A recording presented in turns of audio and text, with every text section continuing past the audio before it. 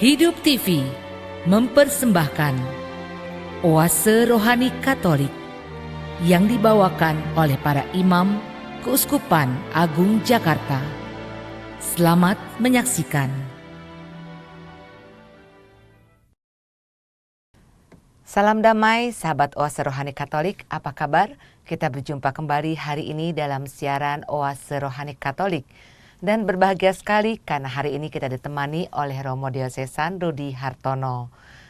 Baiklah, kita menyapa Romo Rudi yang sudah hadir di studio untuk Anda hari ini. Salam damai Romo Rudi. Salam damai Bu, salam apa kabar, sehat, Romo? penuh kerahiman Tuhan. Amin. Amin. Baiklah sahabat Oase Rohani Katolik, marilah kita awali jumpa kita hari ini dengan sebuah doa yang akan dipimpin oleh Romo Rudi. Dalam nama Bapa dan Putra dan Roh Kudus. Amin. Allah Bapa kami di surga, terima kasih atas rahmat tahun baru 2019 ini. Bersama kami telah melaksanakannya hampir sebulan penuh ini, mengawali hari-hari kami selanjutnya. Biarlah Kau berkati kehidupan kami, harapan-harapan kami, impian-impian kami. Kau jagai pula apa yang menjadi cita-cita dan yang kami usahakan bersama sepanjang tahun 2019 ini.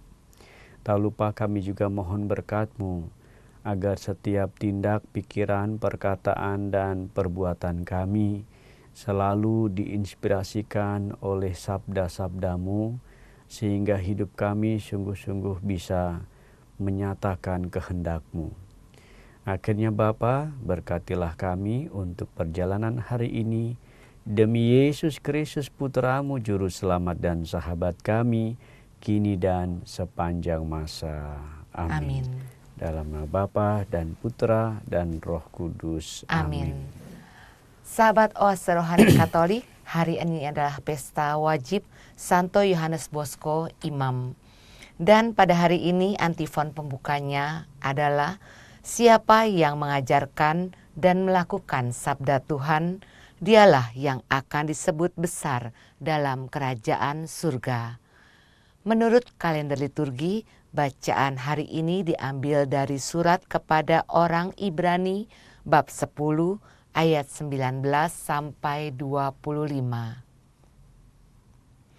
Saudara-saudara, berkat darah Kristus, kita sekarang dapat masuk ke dalam tempat kudus dengan penuh keberanian. Karena Ia telah membuka jalan yang baru dan memberi hidup bagi kita, yakni melalui tabir, yang tidak lain adalah dirinya sendiri. Dan kita mempunyai seorang imam agung sebagai kepala rumah Allah. Karena itu, marilah kita menghadap Allah dengan hati yang tulus ikhlas dan keyakinan iman yang teguh, karena hati kita telah dibersihkan dari hati nurani yang jahat dan tubuh kita telah dibasuh dengan air yang murni. Marilah kita teguh berpegang pada pengakuan akan harapan kita, sebab Dia yang menjanjikannya adalah setia. Di samping itu, marilah kita saling memerhatikan supaya kita saling mendorong dalam kasih dan dalam pekerjaan baik. Janganlah kita menjauhkan diri dari pertemuan-pertemuan ibadat umat seperti dibiasakan oleh beberapa orang. Sebaliknya, marilah kita saling menasihati dan semakin giat melakukannya menjelang hari Tuhan yang mendekat. Demikianlah sabda Tuhan. Syukur kepada Allah. Baiklah sahabat Oase Rohani Katolik, marilah kita tanggapi sabda Tuhan dengan Mazmur tanggapan. Itulah angkatan orang-orang yang mencari wajah-Mu ya Tuhan. Itulah angkatan orang-orang yang mencari wajah-Mu ya Tuhan. Milik Tuhanlah bumi dengan segala isinya, jagat dari semua yang diam di dalamnya, sebab Dialah yang mendasarkan bumi di atas lautan dan menegakkannya di atas sungai-sungai. Itulah angkatan orang-orang yang mencari wajah-Mu ya Tuhan. Siapakah yang boleh naik ke gunung Tuhan? Siapakah yang boleh berdiri di tempatnya yang kudus? Orang yang bersih tangannya dan murni hatinya, yang tidak menyerahkan diri kepada penipuan. Itulah angkatan orang-orang yang mencari wajah-Mu ya Tuhan. Dialah yang akan menerima berkat dari Tuhan dan keadilan dari Allah penyelamatnya. Itulah angkatan orang-orang yang mencari Tuhan, yang mencari wajah-Mu ya Allah Yakub. Itulah angkatan orang-orang yang mencari wajah-Mu ya Tuhan. Sahabat Oase Rohani Katolik, sekarang marilah kita simak bacaan Injil menurut Markus bab 4 ayat 21 sampai 25 yang akan disampaikan oleh Romo Rudi untuk kita semua. Haleluya, haleluya, haleluya. Haleluya, haleluya, haleluya. Sabdamu adalah pelita bagi langkahku dan cahaya bagi jalanku.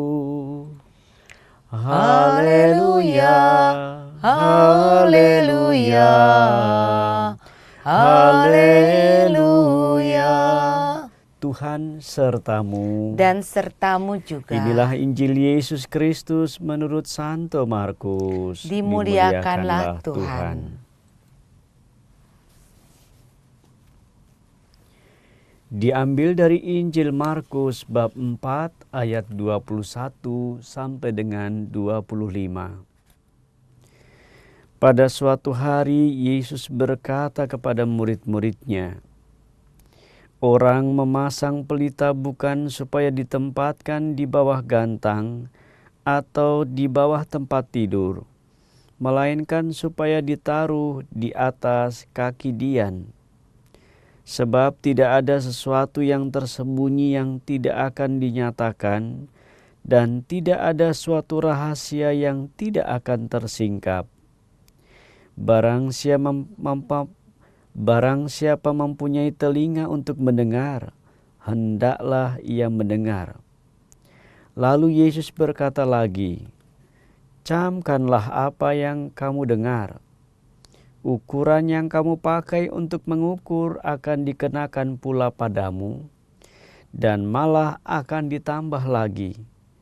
Karena siapa yang mempunyai akan diberi lagi, tetapi siapa yang tidak mempunyai, apapun juga yang ada padanya akan diambil."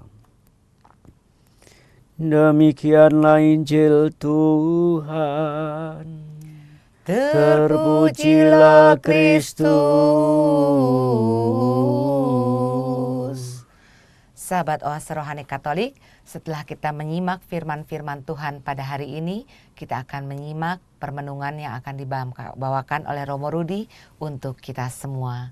Romo, dari bacaan atau firman-firman Tuhan hari ini, kabar sukacita apa yang ingin disampaikan, Romo? Terima kasih Bu, bagi saya sendiri kita sudah memasuki tahun baru nih ya, tahun 2019 Iya, Romo. dengan semangat baru, dengan penuh harapan-harapan baru, impian-impian baru, apalagi ini zaman milenial ya Bu ya. Betul, Romo. Kita sudah angkatan tua kayaknya. Dan kita tetap semangat baru. Firman Tuhan hari ini yang diambil dari surat kepada orang Ibrani, buat saya meskipun bacaannya nggak terlalu panjang ya, singkat Bu ya, tapi buat saya permenungannya sangat dalam. Yang pertama adalah bicara tentang tokoh. Tokoh yang diandalkan oleh kitab Ibrani ini adalah bicara tentang Yesus, dan Yesus ini sebagai imam besar. Kalau Yesus menjadi imam besar, tokoh yang selalu setia mendampingi dan menyertai kita, kata peristiwa Natal yang selalu kita rayakan juga, Immanuel, Allah beserta kita. Maka dalam pengalaman kita, bacaan ini ingin memberi pesan kepada kita supaya Yesus selalu menjadi andalan hidup kita. Yesus, Kaulah andalanku. Kata devosi kerahiman ada lagunya itu, Bu. Iya. Yesus, Kau andalanku.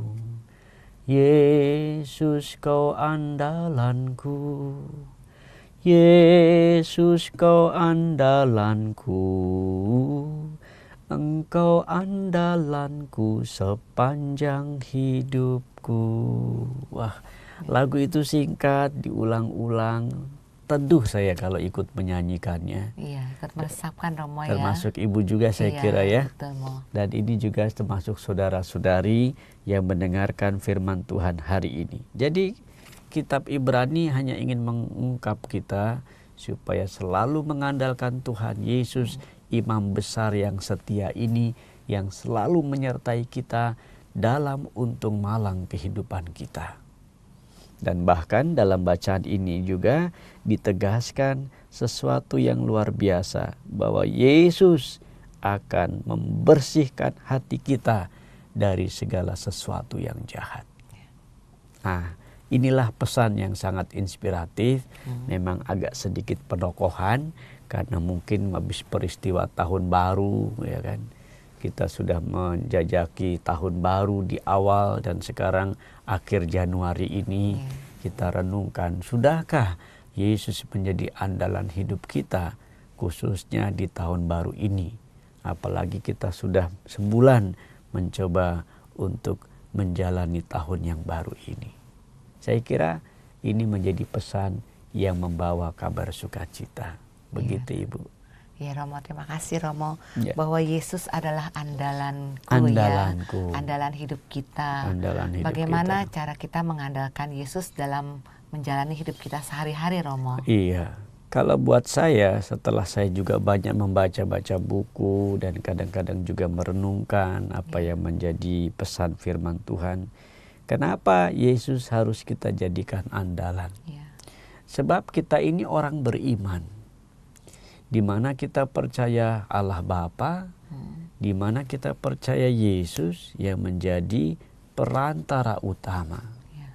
Nah, kalau kita percaya kepada Allah, percaya pada Yesus, percaya pada Roh Kudus, mereka kurang kita jadikan andalan, terus kita mau ngandalin siapa lagi?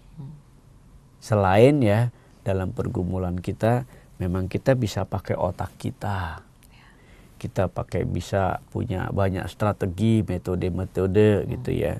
Kita bisa pakai pengetahuan apapun. Tapi apa artinya iman akhirnya yang kita miliki gitu kan. Maka Tuhan minta, jadikanlah aku di dalam seluruh peristiwa hidupku melibatkan Tuhan. Misalnya sebelum kita berangkat kantor, kita naik mobil atau naik kendaraan, kan kita bisa atas nama Bapa dan Putra dan Roh Kudus. Amin. Tuhan, berkati acaraku hari ini. Kalau ada macet, buat aku bersabar. Kalau ada sesuatu yang mungkin menghalang-halangi, Engkau bantu untuk aku menyelesaikannya juga secara baik-baik. Nah, melibatkan Tuhan dalam seluruh peristiwa ini, itulah maksudnya Yesus andalan hidupku. Jangan Yesus jadi andalan hidup kita itu kalau kita lagi sedih saja. Begitu bete, sedih, baru datangnya ke Tuhan. Nangis-nangis kita nggak salah sih ya. Tapi kalau kita lalu hanya sesaat saja seperti itu, maka kita belum mengandalkan Tuhan itu dengan sepenuh hati. Yesus minta supaya dirinya selalu menjadi andalan kehidupan. Bagaimana caranya? Di dalam seluruh peristiwa hidup kita, libatkan Tuhan. Mau makan, pasti kita juga ngelibatin Tuhan ya. Iya. Kalau keselak gimana nggak ngelibatin Tuhan tuh. Makan, jangan lupa berdoa, bersyukur. Tuhan, terima kasih. Sederhana sih sebetulnya yang saya tawarkan. Bekerja, kita juga punya Tuhan yang kita andalkan. Ada kesulitan di kantor, kita juga bilang, Tuhan tolong dong gitu ya. Jadi kita seakan-akan bicara sama Tuhan Yesus di dalam keseharian kita, di dalam kesibukan kita. Nah, menurut hematku dari yang aku baca, kayaknya Tuhan senang dari seperti itu ya. Dirinya diandalkan terus, tidak ditinggalkan atau diucapkan kalau kita butuh aja.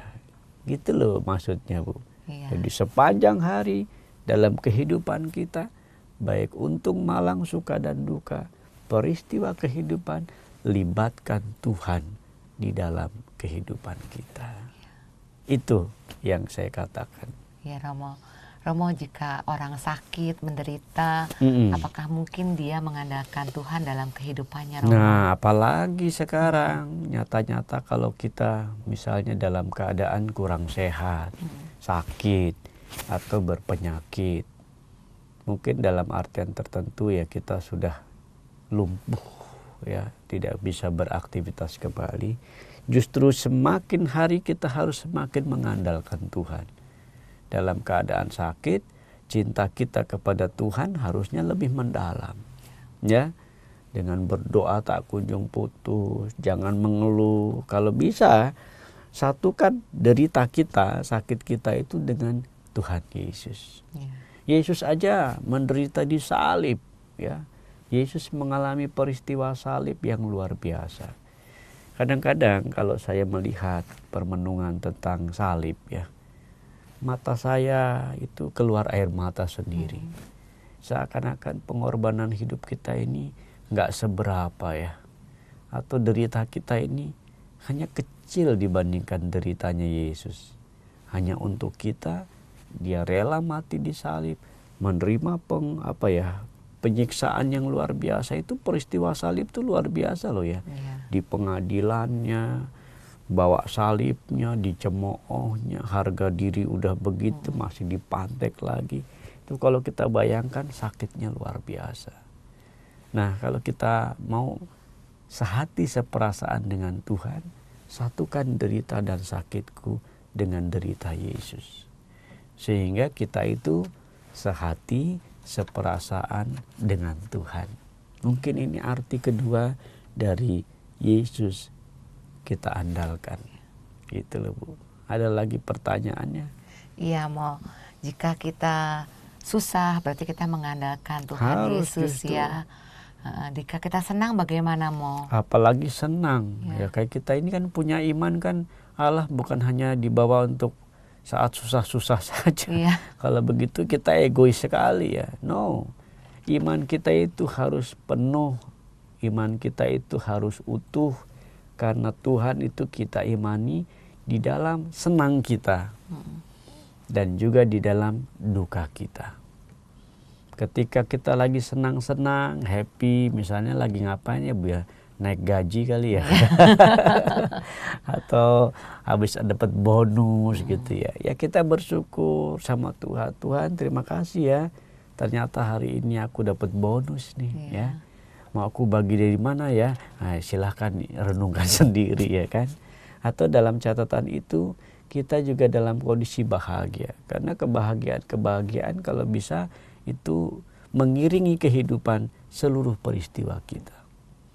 Jadi bukan hanya saat suasana senang, tapi semoga hati kita selalu merasa bahagia. Nah, rasa senang dengan melibatkan Tuhan, semoga semakin intens kita perjuangkan sehingga Tuhan selalu kita butuhkan hari demi hari, peristiwa demi peristiwa, saat demi saat. Lalu istilah saya percaya Tuhan, karena itu saya perlu Tuhan. Kalau saya nggak percaya Tuhan, saya nggak usah perlu Tuhan. Tapi karena saya orang beriman dan saya percaya Tuhan, Tuhan saya perlukan dalam keadaan apapun. Yesus, kaulah andalanku, gitu. Ya, terima kasih mau bagaimana mengajak anak-anak muda sekarang juga ikut mengandalkan Tuhan, Nah, ini penting.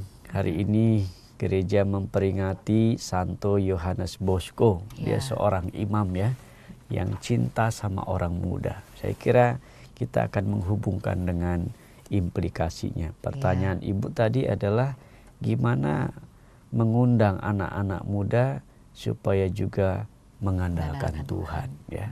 Kesannya pertanyaannya anak-anak muda ini bisa mut-mutan ya. Bisa suatu kali mengandalkan Tuhan, bisa suatu kali enggak, bisa kebaca sih ya. Kebacanya kalau lagi musim-musim ujian, Bu. Tuh saya sering melihat tuh waktu saya masih menjadi pastor paroki, kalau bulan-bulan lagi musim ujian, widih banyak anak-anak SMP, anak SD atau anak SMA tuh yang datang ke gereja misa pagi, Bu. Selama seminggu. Rame ya, Mo ya. Hampir 2 minggu deh itu betul. Saya bilang, tumben rame ya. Selidik punya selidik, oh ada maunya nih ya. Ternyata, oh lagi ujian ulangan. Mereka minta bantuan Tuhan. Begitu selesai ulangan, tidak bisa lagi ya. Nah semoga kita selalu menanamkan pada diri anak-anak muda kita bahwa Tuhan itu kita butuhkan setiap saat. Jangan pada saat kita lagi butuh untuk ulangan, untuk penyertaan Tuhan agar ulangannya bagus gitu ya. Begitu nggak ada ulangan ya, terus kita suam-suam kuku atau Tuhan nggak kita panggil, nggak kita andalkan. Sebetulnya sih jangan juga ya. Ya paling kita berpesan, hai anak-anak muda milenial gitu ya. Kamu udah hidup dengan zaman teknologi yang luar biasa, yang sudah dipenuhi banjir informasi yang luar biasa. Semoga Tuhanmu juga kamu kenali dengan luar biasa. Semoga Yesus juga kau andalkan dengan luar biasa. Caranya gimana? Bawa terus di dalam impianmu, di dalam cita-citamu, di dalam kehidupanmu, bahkan di dalam seluruh yang mau kamu bayangkan akan akan menjadi harapan dan impian kamu. Nah sebetulnya ya harus kita tawarkan juga sama mereka kesadaran ini. Kalau menurut saya begitu. Jangan lupa juga mungkin Bu ya, kita harus selalu juga memberi kesempatan sama mereka untuk bertanggung jawab. Misalnya dalam perayaan-perayaan liturgi gitu ya. Banyak libatkan mereka juga. Jangan dikit-dikit orang tua, dikit-dikit bapak-bapak, dikit-dikit ibu-ibu. Kadang-kadang kita melihat anak-anak kita juga minder karena apa? Karena nggak dibiasakan diberi kepercayaan gitu ya. Di lingkungan juga anak-anak cuma diem-diem aja. Lama-lama mereka bosen, gue nggak dikasih apa-apa, nggak dikasih peran dan tanggung jawab. Udah mendingan di rumah aja. Padahal anak-anak kita itu luar biasa ya. Coba misalnya mereka dilibatkan kalau di lingkungan, entah yang bagian bacanya ya, entah di bagian penjemputannya, entah di bagian doa-doanya juga, semuanya lah pokoknya dilibatkan secara seimbang. Buat saya ini adalah sebuah kebiasaan kita juga, membiasakan anak-anak kita juga punya tanggung jawab untuk membawa Tuhan di dalam setiap kehidupannya. Kalau katanya Yohanes Paulus kedua almarhum, Santo Yohanes Paulus kedua itu, dia mengundang anak-anak muda itu dengan sebuah ajakan yang buat saya simpel. Hai anak muda, jangan takut berpetualangan bersama Tuhan. Karena berpetualangan bersama Tuhan itu indah dan menyenangkan. Saya masih ingat itu. Pepatah itu disampaikan pada kalau nggak salah Youth Day ya, pada hari anak-anak muda itu dia memberi khotbah inspirasi itu, dan saya catat ini bagus juga ya. Jadi don't be afraid gitu ya. Jangan takut anak-anak muda. Pegang, bawa Tuhan di dalam seluruh cita-cita hidupmu. Sekali kau pegang Tuhan, maka dekapannya jangan pernah dilepaskan. Sehingga hidup kita disertai. Saya pernah juga bilang kok, kata kuncinya yang sama. Hei anak muda, beranilah kau membuat Yesus, Tuhan Juru Selamat kita, andalanku. Coba kamu doa, Yesus kaulah andalanku. Yesus kaulah andalanku. Lagi, Yesus kaulah andalanku. Yesus kaulah andal. Baru ungkapan yang ketiga dia nangis. Saya bilang, padahal saya ngelatih itu, berarti kan dia sadar, ya kan? bahwa mungkin Tuhan Yesus belum menjadi andalan. Orang lain mungkin andalannya. Mas atau abang yang lain kali andalannya yang kadang-kadang nggak bisa dipegang ya. Tapi pegang Tuhan, dia menjanjikan segalanya. Ya, Saya kira gitu Bu, usul-usulnya. Oke.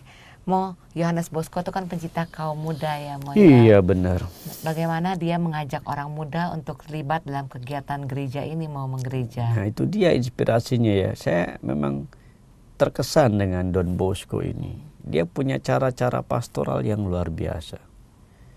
Bahkan dia merangkul anak muda, menjadikan anak muda itu ikut terlibat sebagai sahabat, rekan, ya kan? Dan bagaimana dia berjalan bersama Don Bosco ini bersama anak-anak muda. Memang di situ saya pelajari banyak hal, termasuk dari pendidikan kepada anak kalau nggak salah ya. Dia pernah punya teori tentang itu. Dan saya cuma terkesan dengan dia punya strateginya. Jadi kalau ibu perhatikan sekolah-sekolah Don Bosco, para pengikut Don Bosco ini ya, ordo-ordonya ya, khususnya SDB ya. Bagaimana di sana dia punya sebuah rumah tempat di mana ada pendidikan, ada apa itu. Yang pertama-tama dibuat adalah lapangan olahraga, lapangan sepak bola. Bukan tempat parkir, ya kan? Lapangan tempat bola dulu. Jadi mereka itu seperti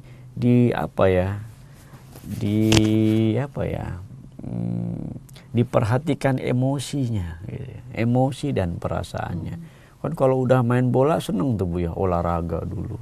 Habis olahraga selesai baru ada minumnya, baru mulai ada pengajarannya. Nah itu kan ide-ide brilian ya.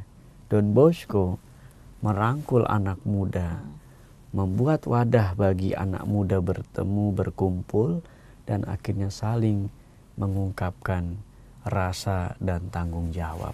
Saya kira itu sangat bagus ya.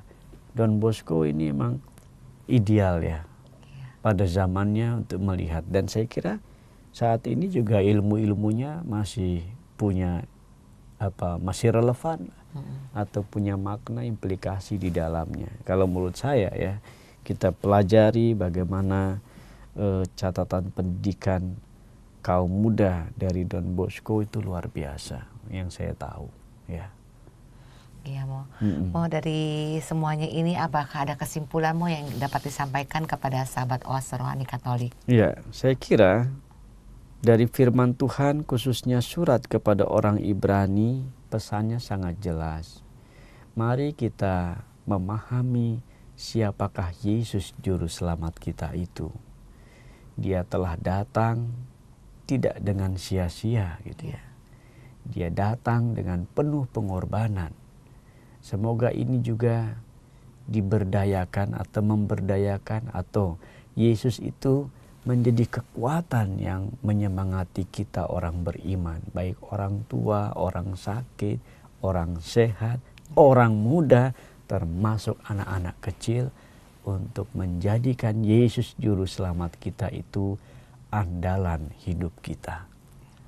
Bagaimana mengandalkan Tuhan? Dengan melibatkan Yesus dalam seluruh peristiwa kehidupanku. Bukan hanya pas doa aja, tapi pas bekerja, pas sekolah, pas kita bergaul, pas kita dalam perjalanan, pas kita dalam sedih, pas kita dalam sakit, Yesus adalah andalan. Maka kan bagus tuh. Engkau andalanku sepanjang hidupku, gitu ya. Dan yang kedua, saya kira mari kita bawa Yesus dengan kita sendiri merasakan tanggung jawab untuk memuliakan Tuhan. Dengan kata lain, bakat-bakat talenta kita mari kita pakai untuk semakin memuji dan memuliakan Tuhan. Saya kira itu yang bisa saya katakan. Iya, terima kasih Romo. Baiklah sahabat Oase Rohani Katolik, bagian pertama ini kita tanamkan dalam hati sanubari dahulu apa yang sudah disampaikan oleh Romo Rudi untuk kita semua. Kami akan kembali setelah jeda berikut ini. Hidup TV mempersembahkan Oase Rohani Katolik yang dibawakan oleh para imam Keuskupan Agung Jakarta. Selamat menyaksikan. Sahabat Oase Rohani Katolik, kita berjumpa kembali dalam siaran Oase Rohani Katolik hari ini dalam Pesta Wajib Santo Yohanes Bosco, Imam. Dan masih bersama Anda, Romo Diocesan Rudi Hartono bersama saya Bernadette Marita akan menemani Anda sampai di penghujung acara nanti. Sebelumnya, saya informasikan kepada Anda semua, bagi Anda yang ingin bertanya ataupun mengajukan usul dan saran, silahkan Anda hubungi orkkaj@yahoo.com, orkkaj@yahoo.com. Baiklah, kita kembali bersama Romo Rudi. Romo, bisakah Romo mengulang sedikit di bagian pertama tadi apa yang sudah kita bicarakan agar menjadi bekal bagi para pendengar yang terkasih? Baik, terima kasih saudara-saudari dan Bu Marita. Kita mau mencoba menggarisbawahi bacaan dari surat kepada orang Ibrani bagian pertama. Kita mau menjadikan Yesus andalan kehidupan kita dan bagaimana Yesus kita libatkan dalam seluruh peristiwa hidup kita, baik suka maupun duka.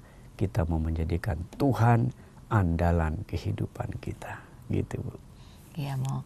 Selanjutnya bagian Injil hari ini apa yang ingin disampaikan, Romo? Ya, Injil hari ini buat saya bagus ya Bu ya. Iya. Singkat, sederhana, tapi dalam sekali. Dia bicara tentang sesuatu yang menyiratkan kepada kita tentang pelita. Pelita kan kita tahu ya, hal-hal tentang pelita ini bagi kita adalah unsur-unsurnya terang gitu ya. Maka kalimat yang menarik di sini adalah orang memasang pelita bukan supaya ditempatkan di bawah gantang atau di bawah tempat tidur, melainkan supaya ditaruh di atas kaki dian. Itu artinya Yesus mengundang Anda dan saya untuk menjadikan hidup kita ini selalu proporsional, selalu pas, ya, selalu proporsional itu sesuai dengan peran-peran kita. Kalau peran kita itu sebagai orang tua, ya laksanakan tugas sebagai orang tua itu dengan proporsional, ya. Jangan sampai nggak proporsional. Kayak gimana tuh Romo? Misalnya saya nggak perhatiin anak, padahal kita punya anak. Kita nggak mau mendidik anak, membiarkan anak-anak bebas memilih. Boleh-boleh aja begitu, tapi jangan lupa kita punya peran sebagai orang tua yang harus mendidik anak-anak sampai pada tingkat mereka mengalami kedewasaan. Di situ baru kita merasa puas gitu ya. Iya. Atau di bidang lain, dalam artian tertentu, kita juga diundang oleh Tuhan Yesus melalui bacaan hari ini mengenai pelita yang nggak boleh disembunyikan. Itu bisa juga kita tafsirkan pelita itu ibarat kebaikan. Ibu punya kebaikan, kalau sudah punya kebaikan, sebarkan dong. Tularkan dong, supaya bisa menjadi teladan bagi banyak orang, sehingga kebaikan kita itu berdampak. Kalau bahasa Jakarta saya, kebaikan itu nepak. Saya buat baik yang kecil, kalau itu kulakukan dengan tulus, itu nanti akan berantai Bu ya. Kan ada itu, saya pernah tertarik dengan viral di medsos juga ya, mengenai satu dia cuma menyeberangkan orang membantu, ternyata itu merembet kemana-mana dan orang yang kita tolong pun akhirnya berbuat yang sama dan seterusnya dan seterusnya. Mungkin gambarannya ini kali ya. Jadi Yesus mengundang kita untuk menempatkan pelita itu dengan benar, dengan pas, dengan proporsional. Sehingga apa yang kita miliki, apa yang kita punya sebagai karisma atau bakat talenta bisa kita bagikan dengan penuh tanggung jawab. Saya kira itu pesan dari kitab hari ini. Supaya kita juga punya kebaikan Jangan disembunyi-sembunyiin. Bagikan dong, ya kan. Beri kepada banyak orang supaya mereka juga mengalami kebaikan yang kita alami. Kalau kita boleh punya banyak bakat, talenta, kemampuan, ya kita juga ajarkan pada banyak orang. Jangan pelit gitu. Jangan kita tutup-tutupi. Jangan merasa enggak gitu ya, malah minder. Jangan. Kalau buat saya di sini Yesus mengundang kita untuk berani bersaksi tentang terang dalam hidup kita. Kebaikan yang kita alami. Tapi semuanya ini asalnya dari mana? Kan bukan dari diri kita sendiri kan. Orang beriman akan merasa kebaikan yang kita miliki, talenta, bakat, dan karisma yang kita miliki itu datangnya dari Tuhan. Dan Tuhan itu juga selalu berfirman, membuka sabda-sabda itu pada hati kita, relung hati kita. Nah, gimana kita menanggapi sabdanya itu? Itu kan juga tergantung kita sendiri. Kalau kita terbuka pada firman Tuhan, hidup kita dibentuk oleh firman-Nya, maka kita sendiri juga akan tumbuh berkembang sesuai dengan kehendak Tuhan. Ya. Nah, kalau kehendak Tuhan itu sudah menjadi milik kita, jangan lupa itu ya, itu harus kita bagikan. Dan itu kita beri kepada banyak orang, keteladanan yang bisa kita tiru di dalam pengalaman kita. Ya. Kalau buat saya seperti itu insight-nya, sederhana sih, tapi dia cuma bilang, hey, kalau kamu punya kebaikan, taruhlah ya, lihatlah. Dan lihat kebaikanmu akan terang benderang tersingkap kalau kamu menjalaninya, gitu kan. Di sini ada banyak perumpamaan lagi. Bahkan Yesus menegur, camkanlah apa yang kamu dengar. Ukuran yang kamu pakai untuk mengukur akan dikenakan pula padamu dan malah akan ditambah lagi. Siapa yang mempunyai diberi lagi. Siapa yang tidak mempunyai, apapun juga akan diambil daripadanya. Berarti kita dituntut dengan bakat talenta yang kita miliki supaya kita tetap melaksanakan kehidupan ini secara proporsional dengan penuh tanggung jawab, dan bagaimana semuanya itu membuka mata hati kita memandang kehidupan ini. Saya hanya sederhana aja mengambil poin kebaikan. Kalau ibu baik sama saya, aku pun baik sama ibu. Kan begitu timbal baliknya, ya kan? Dan ketika kita saling mengungkap kebaikan itu, orang lain melihat dan semoga tertular kebaikan-kebaikan itu. Dan kalau kebaikan itu sudah menjadi milik kita, mosok sih itu nggak nepak sama orang lain, gitu kan? Atau sebaliknya, kalau kita belajar juga pada orang-orang yang baik, yang punya karisma, mereka yang patut diteladani, mau nggak mau itu nepak kok ke kita, ya. Kayaknya aku baru dengar dia berkata-kata saja, aku sudah kagum dan terpesona, gitu ya. Apalagi ketika aku, gitu ya, bisa merasakan yang dia punyai kena pada aku. Wow, berlipat gandalah berkat-berkatnya. Atau yang dimaksud itu adalah dampak-dampak kebaikan kita. Kalau saya mengambil inspirasinya dari itu, Bu. Ya, bahwa hidup kita harus selalu menjadi cahaya. Terang, ya kan? Terang untuk orang lain. Sumber terang kita siapa, Bu? Tuhan sendiri. Nah, itu dia saya kira. Iya. Mau bagaimana kita bisa menjadi terang bagi sesama kita, Mo? Bagaimana? Iya. Saya kira ada banyak cara ya. Kalau tadi kita kan bilang simple aja ya. Kalau saya mengadakan bagaimana kita bisa menjadi pelita bagi orang lain gitu ya, Bu ya. Iya. Bagi kita laksanakan tugas dengan sebaik-baiknya, sejujur-jujurnya, dan kalau bisa yang kita ungkap itu menjadi semacam keteladanan. Bahasa sekarang kan adalah keteladanan. Ini sulit loh, Bu ya. Kita banyak omong, kita banyak berpikir, kita nggak bisa untuk melakukan perbuatan kita. Itu juga yang disebut tidak proporsional. Tuhan minta supaya kita proporsional. Maka dalam catatan ini ya bagaimana kita juga bisa menularkan kebaikan-kebaikan kepada orang lain, bisa lewat pendidikan, ya, bisa melihat contoh-contoh keteladanan atau eksemplar itu sendiri, atau bisa menjadi contoh kehidupan kita sendiri. Artinya saya melakukan apa yang saya pikirkan, apa yang saya katakan. Jadi apa yang saya pikirkan, apa yang saya katakan sama dengan apa yang saya buat. Nah, saya kira itu aja udah mulai menjadi pelita bagi sesama. Kalau menurut saya loh Bu ya. Gimana kalau menurut Bu Marita sendiri? Iya Romo. Iya. Romo, para murid Yesus itu kan diajarkan oleh Yesus tentang hal tentang hal pelita ini ya, Mo ya.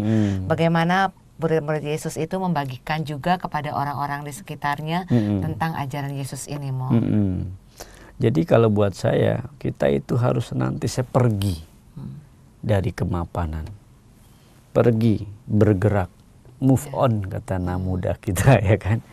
Jadi kita justru kalau ingin mewartakan kebaikan kepada banyak orang ya kita nggak boleh diam di tempat.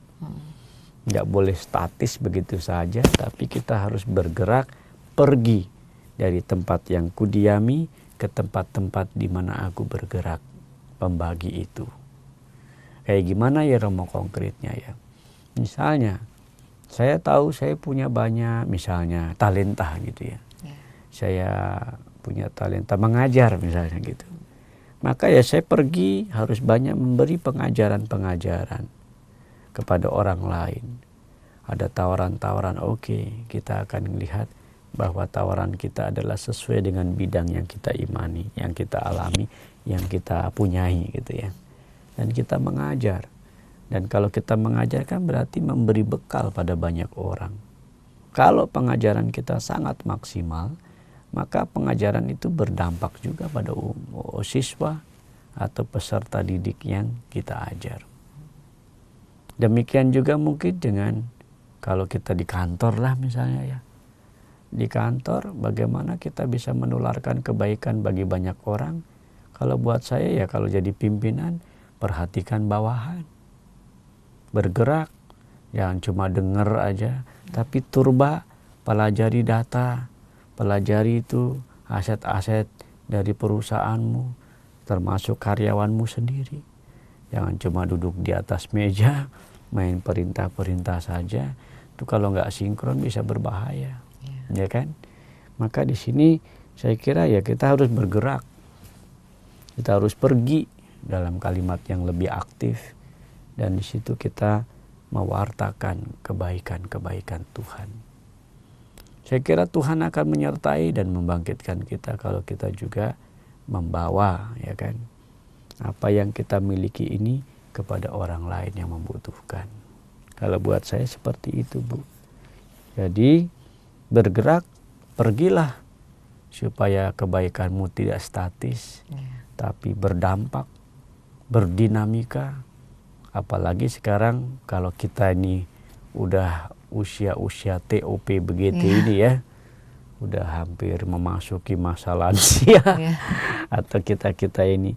Jangan lupa ya, kita juga harus menularkan kebaikan itu kepada anak-anak muda, ya, anak-anak muda.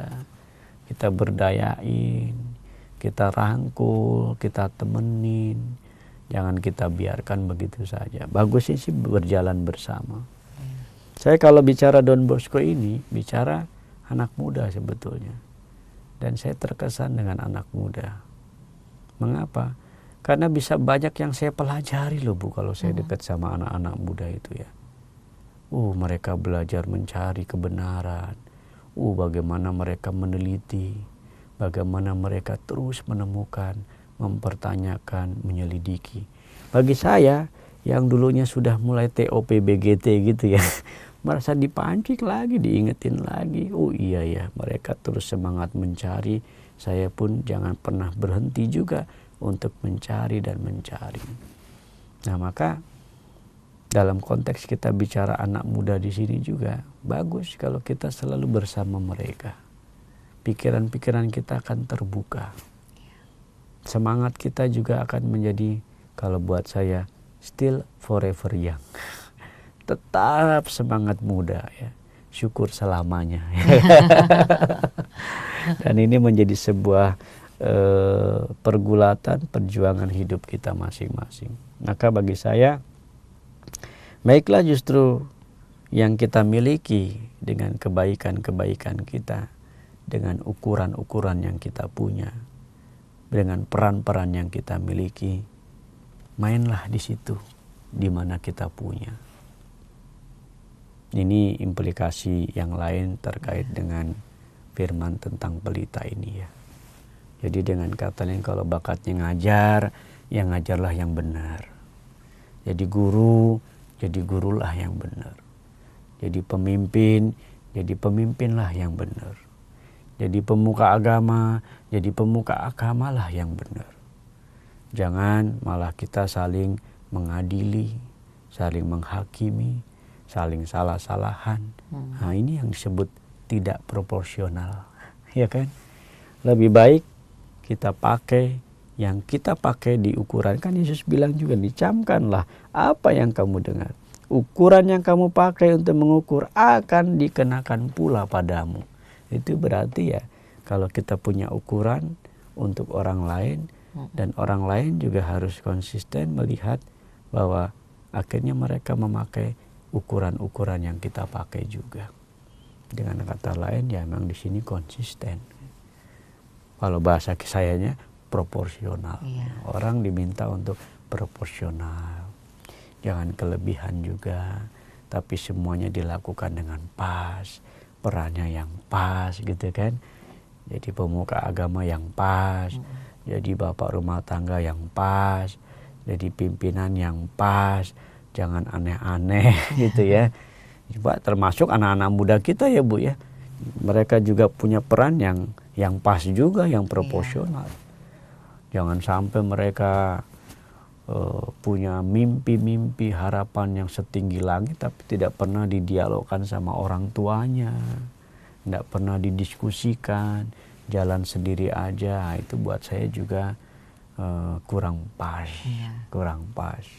Baiknya anak selalu berdialog sama orang tuanya, orang tua juga selalu berdialog sama anak-anaknya, sehingga semua peran-peran kita itu pas, proporsional. Nah, saya kira perumpamaan Tuhan hari ini bicara begitu kali ya Bu ya. Apakah Ibu punya alternatif lain? Bagaimana caranya menggali potensi-potensi yang ada pada anak muda, Romo? Ya, kalau buat saya sih caranya menggali adalah beri ruang, beri wadah. Anak muda kita ini kan sedang mencari ya, beri ruang. Kalau misalnya di paroki saya gitu, ya mereka ada ruang untuk mengekspresikan bakat dan talentanya. Kan udah ada juga itu yang di televisi, apa sih namanya itu Bu? Got Talent gitu ya. Itu kan mencari bakat kan. Nah, itu diberi ruang itu. Oh, laris itu kan. Saya aja kadang-kadang lihat, oh iya bener ya. Zaman saya kok nggak ada ya. Karena dimunculin. Nah, itu artinya televisi itu memberi wadah bagi anak-anak untuk berkembang. Seyogyanya kita pun kalau di lingkup gereja, di lingkup keluarga, beri wadah anak-anak muda kita itu untuk mengungkapkan bakat dan talentanya. Misalnya ya, udah ketahuan potensi anak kita ini musik gitu ya. Ya kita cobalah renungkan, cari-cari cara atau menabung supaya dia punya kesempatan untuk belajar musik dan mendalaminya. Kan bisa kan? Lewat kursus atau lewat kita memberi sarana, misalnya beliin gitar gitu kan, ntar dia belajar sendiri, beliin buku gitu yang sederhana, anak main sendiri janjal, bisa juga kan, semuanya begitu. Zaman saya itu nggak banyak kursus-kursus ya, sekarang ini waduh luar biasa. Tapi kita juga bisa otodidak gitu. Tapi karena apa? Karena kita diberi ruang-ruang kesempatan, dan itu bisa macam-macam Bu ya. Ruang seni, ruang ekspresi, ruang belajar, ruang curhat. Anak-anak kita ini seneng dia, daripada curhat di luar nggak jelas kan ya. Siapa tahu diberi ruang-ruang seperti itu. Yang pada intinya ketika kita mau merangkul anak muda dan kita memberi ruang yang pas sama mereka, maka itu bagaikan pelita. Saya kira begitu. Ada lagi Bu yang bisa ditanya? Bagaimana mau anak muda ini bisa bakat-bakatnya itu dimunculkan, kemudian bisa berguna bagi masyarakat di sekitarnya, Mo? Kalau kayak gitu berarti perlu pentas. Perlu pentas ya, artinya segala sesuatu yang kita miliki itu kan harus dieksplisitasi ya. Artinya diwujud nyatakan ya lewat kesempatan-kesempatan yang ada. Kalau dulu saya masih ingat yang bersama anak-anak muda, mereka maunya apa? Seni, ya mau pentas, ya udah. Tiap tahun kita buat panggung, ya, panggung ekspresi. Ada yang bisa nyanyi, bisa puisi, bisa drama, mainkan itu di panggung. Dan anak-anak muda semuanya dikumpulkan juga untuk terlibat di sana. Dari orang muda untuk orang muda. Wah, itu kan buat saya itu sarana bertumbuh gitu ya. Selain saya sendiri jadi senang juga, merasa selalu menjadi awet muda diingatkan. Tapi mereka ini sekarang serba cepat loh Bu ya. Ya untuk zaman sekarang agak hati-hati. Misalnya teknologi ini anak-anak muda kita ini udah bisa cepat loh Bu dibanding kita ya. Nah, itu karena ada ruang di luaran, sangat bebas sekali. Nah di sini kita pun menciptakan ruang itu, wadah ruang itu yang sungguh-sungguh proporsional. Jangan dilepas sama sekali juga, minimal ditemani. Siapa tahu anak-anak muda kita bisa bakat ya. Kan saya hanya tertarik itu sistem Gojek online atau apa. Itu kan lahir dari anak-anak muda ya, saya dengar ya. Sistemnya ditemukan anak muda sendiri, pulang belajar, dia terapkan menjadi penghidupan bagi banyak orang. Bayangkan, ini kan orang muda. Ketika diberi kesempatan, mereka bisa Bu. Mereka oke. Makanya kita ini yang tua pun harus belajar dari yang muda ya. Tapi sekali lagi, beri ruang yang proporsional. Tidak kelebihan, tidak kekurangan. Itu prinsipnya. Bagaimana itu diatur secara bijaksana. Dan bagaimana hari ini sebetulnya Tuhan mengundang kita untuk senantiasa proporsional di dalam seluruh kehidupan atau memahami kehidupan ini. Kalau saya seorang beriman, pakailah ukuran iman itu untuk memaknai kehidupan. Kalau saya seorang guru, maknailah tugas keguruan Anda secara proporsional sehingga hidup sebagai guru Anda misalnya menjadi pengabdian yang terus-menerus kita menemukan artinya. Sebagai pemuka agama apalagi gitu ya. Pemimpin juga. Sebagai bapak keluarga itu juga penting ya. Bapak-bapak jangan cari kerja doang ya kan. Pulang ke rumah juga harus menghayati perannya. Bahwa dia nahkoda dari sebuah keluarga. Bahwa dia menjadi guru iman. Bukan hanya pastor guru iman ya. Orang tua juga. Yang juga perlu mengajari anak-anaknya tentang iman, tentang firman, tentang Tuhan, tentang kekayaan hidup yang bijaksana ini. Mumpung kita kan di keuskupan kita 2019 ini kan tahun berhikmat ya kan. Kita berhikmat, bangsa bermartabat. Nah, bagaimana kita sebagai umat beriman masing-masing, baik kelompok orang tua, lansia, dewasa, anak muda, maupun anak-anak kecil ya. Mari kita mencoba berhikmah, menemukan kebijaksanaan itu, hikmah-hikmah kehidupan itu menjadi bekal kehidupan yang kita maknai di tengah masyarakat. Kalau ajakannya Bapak Suci berani menjadi terang dan garam gitu kan. Terang dan garam ini kan persis juga ya. Kalau kamu menjadi terang dunia, maka hidupmu proporsional gitu kan. Menjadi garam yang bisa memberi dampak kepada banyak orang. Sehingga kebaikan itu akan tetap terus menyala. Tak pernah padam sepanjang segala masa. Amin. Amin. Gitu ya. Romo, adakah pesan-pesan Romo untuk anak-anak muda pada zaman sekarang ini, Romo? Iya ya, anak-anak muda saya pesannya biasanya sangat sederhana saja. Sama seperti Santo Bapa yang baru ini ya, Yohanes Paulus II. Anak muda, jangan takut berpetualang bersama Tuhan. Gumuli Tuhanmu itu, ya, bawa dia di dalam seluruh harapan, impian, cita-cita, semangat, bahkan apa yang sedang kamu kembangkan. Karena bersama Tuhan itu kamu akan didampingi, akan disertai, bahkan dilindungi. Kalau ini menjadi integral dalam kehidupan kita, maka tiada kata cemas. Karena Tuhan selalu ada di tengah-tengah kita. Tuhan ada di tempat kita. Nah, sekarang persoalannya, apakah anak-anak muda berani untuk membawa Yesus dalam kehidupan kita? Yeah. Membawa dia sebagai sumber terang di dalam hidup kita. Sehingga dia bisa menerangi kegelapan kita. Menerangi kecemasan dan kekhawatiran kita. Bahkan membuat hidup kita semakin punya arti sebagai anak-anak Allah. Kan gitu ya. Maka anak-anak muda jangan takut membawa Tuhan di dalam kehidupanmu. Sekali kau bawa Tuhan, hidupmu diberkati. Begitu. Ya, terima kasih Romo. Sahabat Oase Rohani Katolik, kiranya cukup sampai di sini jumpa kita dengan Romo Rudi pada hari ini. Maka Romo Rudi Astrono dan saya Benedict Marita undur pamit dari ruang dengar Anda.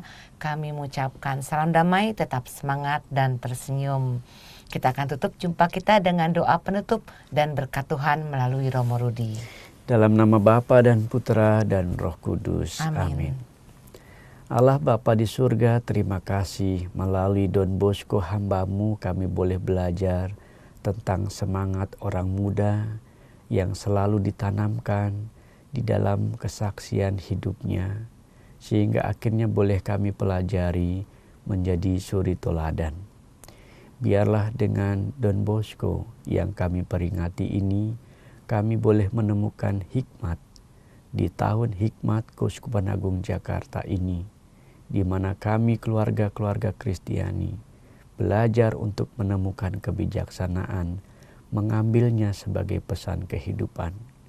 Dan biarlah melalui firman-Mu hari ini, kami Kau terangi untuk banyak menemukan makna-makna dan bagaimana kami juga selalu mengandalkan Engkau di dalam kehidupan kami sehari-hari. Tuhan, terima kasih untuk semuanya ini. Doa ini kami sampaikan kepadamu dalam nama Tuhan Yesus. Dialah juru selamat dan sahabat kami, kini dan sepanjang masa. Amin. Tuhan sertamu. Dan sertamu juga. Semoga saudara-saudari senantiasa hidup dalam terang Tuhan, mengandalkan Tuhan. Sehingga hidup Anda dan saya diberkati, dijaga, dibimbing oleh berkat Allah yang Maha Kuasa, Bapa dan Putra dan Roh Kudus. Amin. Baiklah sahabat Oase Rohani Katolik, sampai jumpa lagi di acara siaran Oase Rohani Katolik berikutnya. Mari amalkan Pancasila, kita berhikmat, bangsa bermartabat. Demikianlah Oase Rohani Katolik yang dibawakan oleh para imam Keuskupan Agung Jakarta. Tuhan memberkati.